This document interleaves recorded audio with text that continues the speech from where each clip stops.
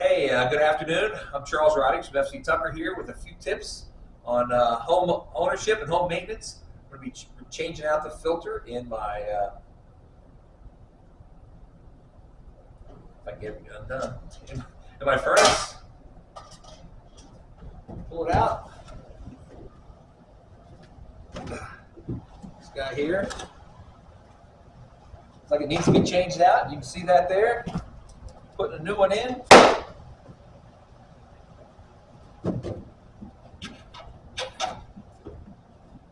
Do this once a quarter.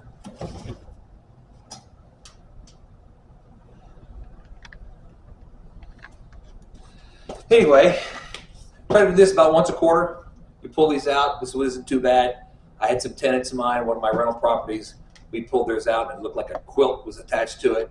So if you're a landlord, make sure you get over about once a quarter to your rental properties and just change the filters out for them because the tenants probably won't do it. And if you're a homeowner, once a quarter, make sure you get it done. Thanks.